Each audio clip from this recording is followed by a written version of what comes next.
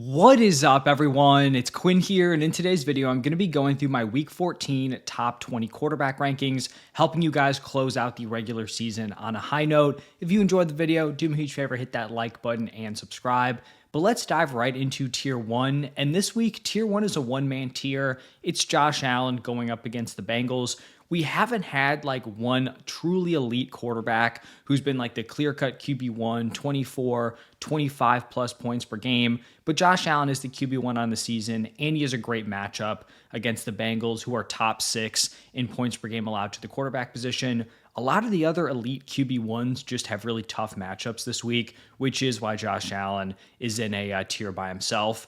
Now, moving into a very large tier 2, I've got Dak as my number 2 quarterback this week going up against the Lions. Dak has logged 3 really strong fantasy games in a row. He's the quarterback 3 in points per game on the season. And then the Lions are giving up the 4th most points per game to the quarterback position. So already a strong fantasy option with a great matchup. That is why he leads this tier. Then I've got Matthew Stafford going up against the Cardinals, actually coming off his second worst fantasy game of the season. Some uncharacteristic picks. I believe he had 3 turnovers. You had the strip sack, the tipped interception. The pick 6 was pretty bad, but overall, just like the variance did not go Matthew Stafford's way in the Week 13 game. But I think the Rams can put up points in this matchup. They're tied for the highest implied point total. Stafford's been an absolute beast this season. Not going to tank him off of one questionable performance.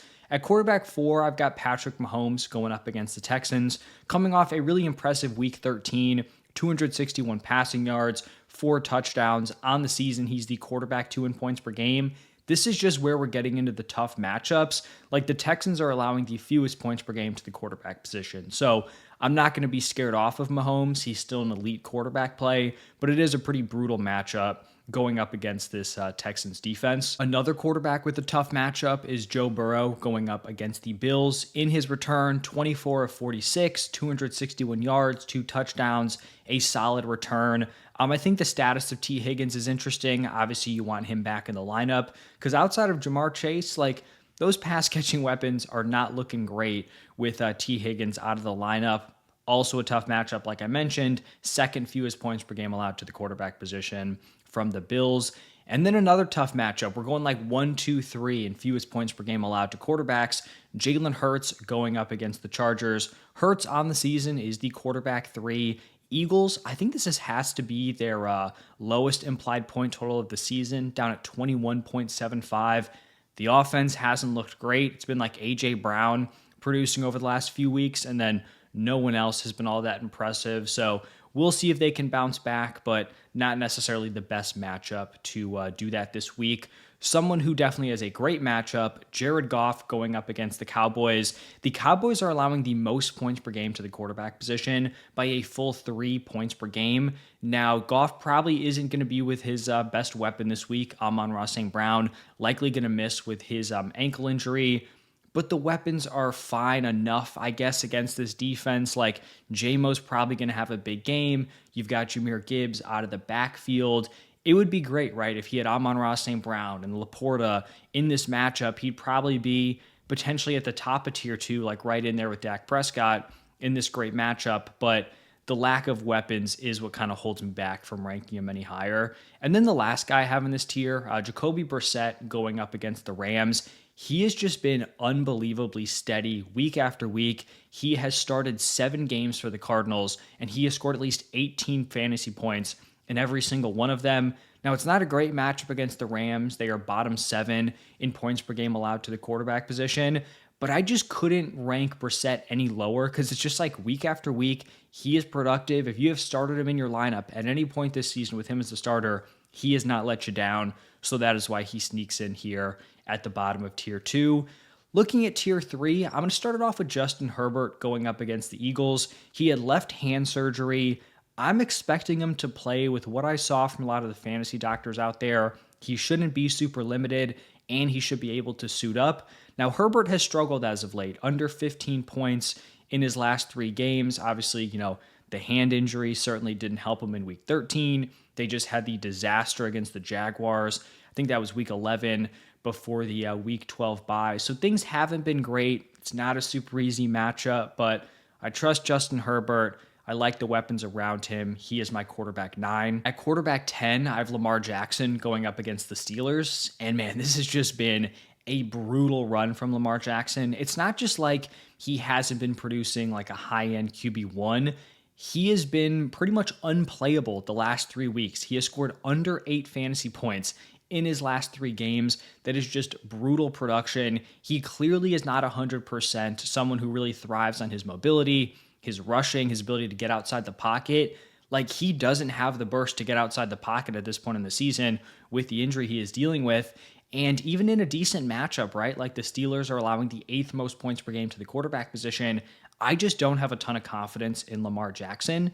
Now, I will say the Week 13 game, I believe that was on Thanksgiving, there were some points left out there, right? Like Isaiah Likely isn't an idiot and tries to reach out when he would have just run into the end zone anyway and scored a touchdown. Lamar loses that touchdown. Zay Flowers, maybe a ticky-tack, offensive pass interference. That could have been another touchdown. So I don't think he was awful in the Week 13 game, but it is just 3 weeks where you have really regretted playing him in your lineup. So he's the quarterback 10 this week. Can't rank him any higher until he gets back to the production we're expecting out of Lamar Jackson. Also in this tier, I've got Baker Mayfield going up against the Saints. We'll see about Mike Evans and Jalen McMillan. Both of their practice windows were opened, I believe, like today, right before I started recording this video. Baker just has not been great as of late. He has only scored 17 fantasy points in one of his last 6 games. And then the final guy in this tier, Jordan Love, has just been so hit or miss. Week 13, he was hitting 18 of 30, 234 passing yards, 4 touchdowns. Bears defense getting healthy, not like the super cake matchup we kind of expected early on in the season, but I'm also not super scared of this Bears defense. Now looking at tier 4, going to start it off with Daniel Jones going up against the Jaguars. Jones had a really strong start to the season. Ever since he's been kind of banged up, the production has dipped a little bit. Still been decently consistent, but not a ton of weekly upside. From week 9 through 13, he has scored between 14 and 17 fantasy points. So he hasn't tanked in pretty much any games this season, even the games where he's had some turnover issues, but he's also not giving you the upside we saw early out in the year. After Daniel Jones, I've got Bo Nix going up against the Raiders. He's just been super underwhelming as of late. Last 3 games, 5.8, 12.6, 16.4 fantasy points. We actually have already seen him play the Raiders, and it was a rough game. 150 passing yards, 2 touchdowns, didn't add anything on the ground. It's not a matchup where I'm like scared of the Raiders defense, but I also just don't have a ton of confidence in this Broncos offense, and Bo Nix specifically at the quarterback position. After Nix, I've got Trevor Lawrence going up against the Colts. Trevor's kind of settled in recently, at least for fantasy, 15-plus points in 7 of his last 8 games. I think his Week 13 performance didn't have like the craziest numbers, but I just thought it was really a solid outing from him. I think he looked very good.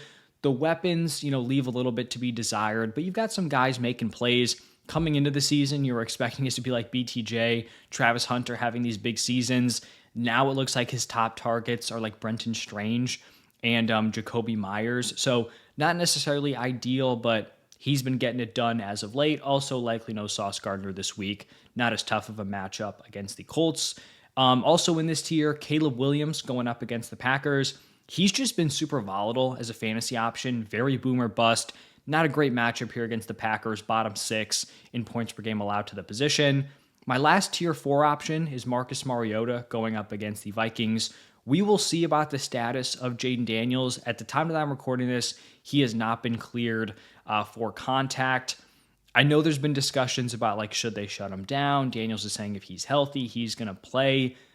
I would really not be rushing him back. Like if he's fully cleared, like I guess you're just not going to sit him, but he's already had so many injury issues this season. You're not competing for a playoff spot. Like, just make sure he's 100%. I really hope they're not rushing him back too quickly. But Mariota has been very solid as his replacement, 17.5 points per game in the matchups he has started. Not a great matchup, though, against the Vikings, who are bottom 9 in points per game allowed to the quarterback position.